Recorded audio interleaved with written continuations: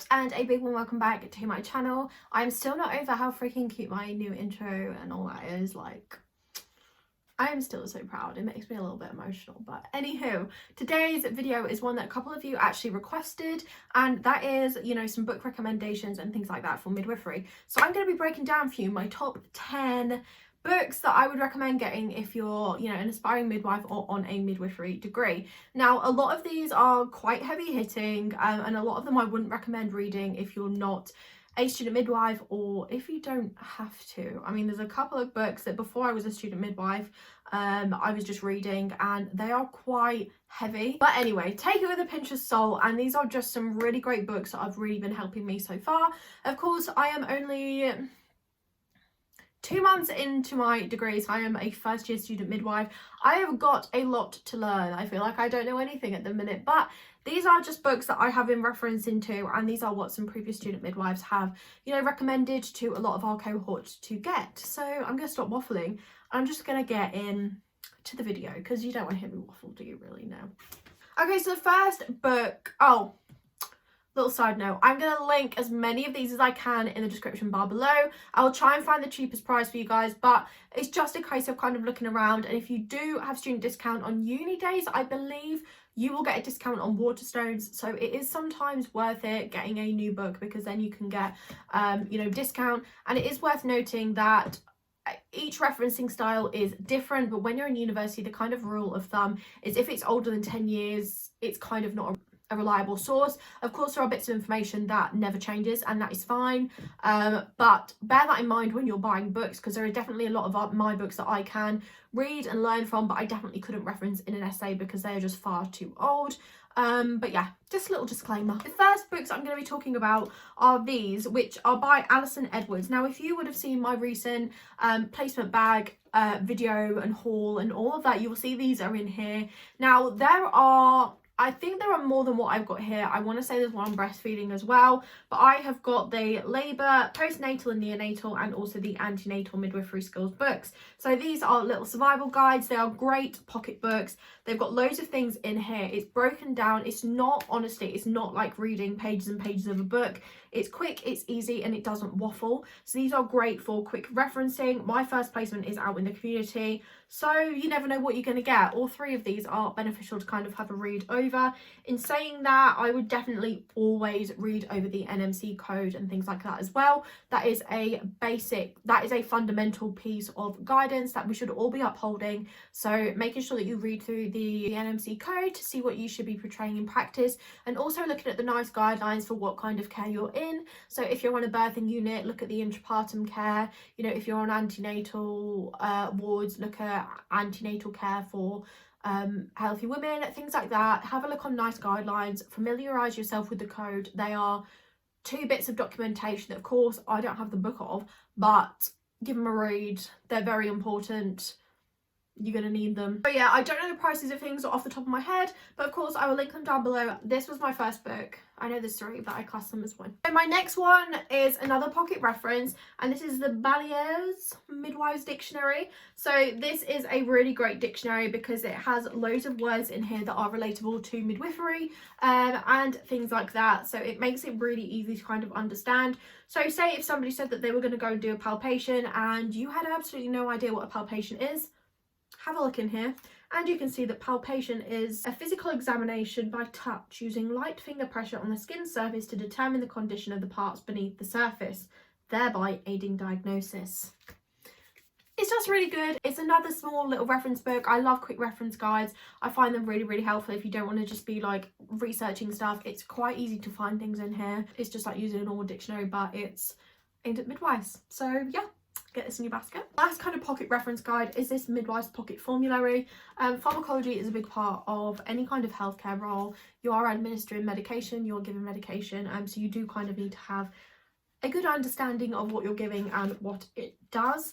If you didn't already know, I am also a registered pharmacy technician. So I did a pharmaceutical science diploma for 2 years. So I have some kind of understanding of pharmacology and pharmacodynamics, but it's just important to know in here the risks that they have for breastfeeding, crossing the placenta barrier.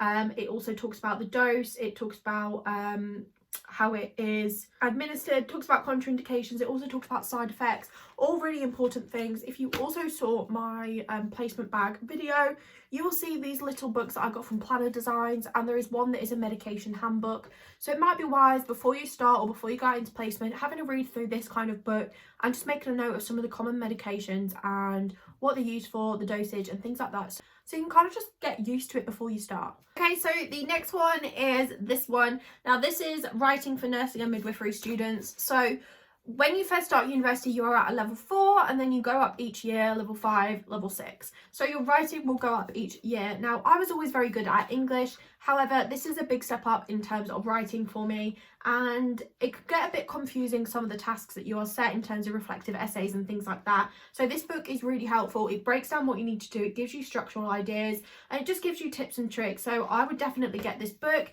Even if you are quite competent with English, it's just great as like a little reference book to have when you're writing an essay, just to check that you're kind of like informed. And it talks about models such as like Gibbs, Kolb's reflective model. It has it all in here, so you know it's kind of relatable stuff that they haven't just magicked, it's come from theorists. So relating on to writing, I have never referenced before in my life before I started this degree, and I find referencing quite hard. We've done 2 essays now and I'm just kind of getting the grasp of it, but I definitely find referencing hard.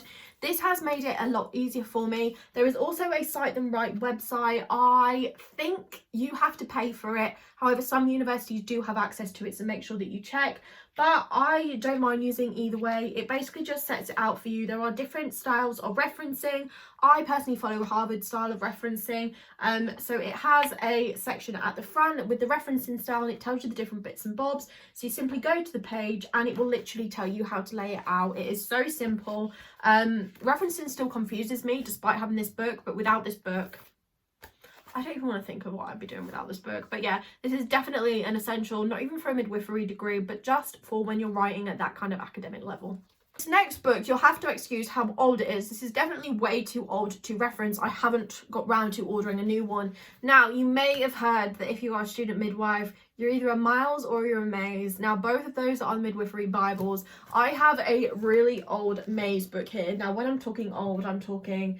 This was the 13th edition, so it's actually not that old, but I think we're on like the 17th edition now. Oh, actually, so this came out in 2004, so we are kind of quite old. It has a lot of information in it that of course hasn't changed, but it's just a bit old to kind of reference against. There are newer books, but I just wanted to say that either a Miles or a Mays textbook is a must. They are so important. You can get access online to a lot of them through universities, but like me, I just like to kind of physically have something there. I can leave sticky notes and things like that to kind of reference back to. They have skills that you're going to be using. They've got information. They've also got anatomy and physiology.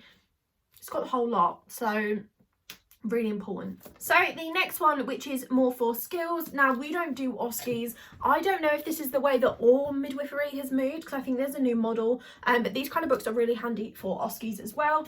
But especially for us, we haven't had a lot of clinical practice because of COVID.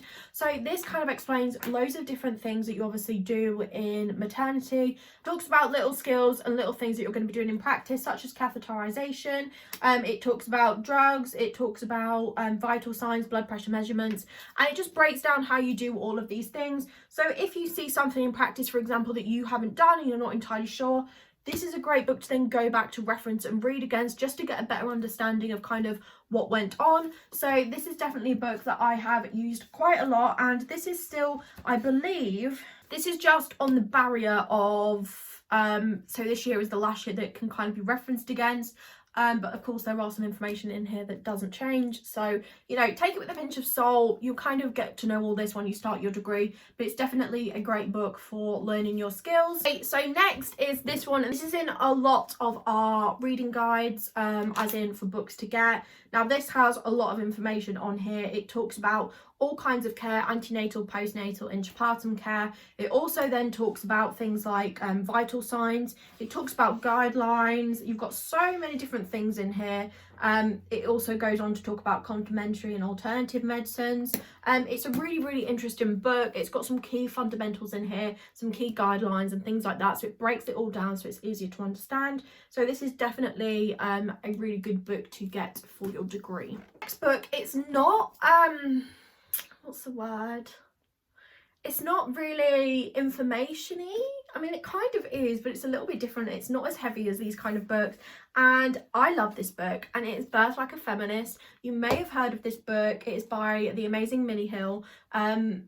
It's such a powerful book, and I absolutely adored reading this. Now, even if you're not even into midwifery, it is just such a great book. So it says birth is a feminist issue. It is a feminist issue nobody's talking about. So honestly, there's not much I can say about this book apart from give it a read.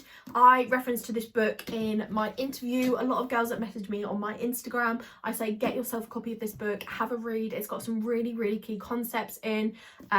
You know, it's got some really great things that you can form a personal opinion on, so that you can talk about it at interview. It's just a jolly good book. So go get yourself one of these books. Highly recommend. Last but not least, anatomy and physiology is a major part of midwifery. So having a good anatomy and physiology textbook is essential. So this is one that is also on our reading list. It is also recommended. I really liked this book. It's not too wordy for me. It breaks things down in a way that I can kind of understand. And it has everything in here that you will need for your A&P. So this is a really, really great book. Again, I think there's two different A&P books that are different kind of styles that you either have one or the other. But this is the one that I really like. This is the one that I've been using for a while. In saying that, this one is aimed at midwives. I also have the Ross and Wilson anatomy and physiology book, which I used a lot throughout my pharmaceutical science because I did a lot of A&P in that, so that's also great as well. So I have those two books, but this one is kind of more aimed at midwives, and that does have everything you need in it, but I just kind of like to have two books. I'm just a weird like that. Those are my top 10 book recommendations for student midwives. So I hope that you enjoyed this video. If you did, please don't forget to give it a big thumbs up. Also, leave me a comment below. Let me know if you have any of these books. Let me also know if you have any questions or any further video recommendations. I would love to hear from you guys.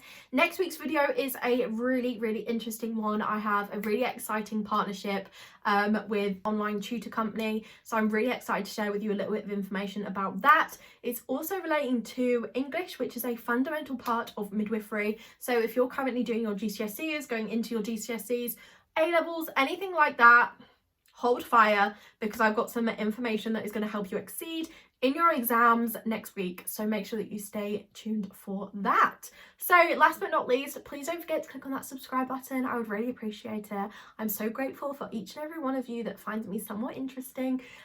And also please don't forget to click on that notification bell, which will notify you whenever I upload, which is currently every Sunday at 7 PM UK time. Whew. It's always a little bit of a waffle. Anywho, I hope you all have a lovely, beautiful evening, and I will see you all very, very soon. Bye, guys.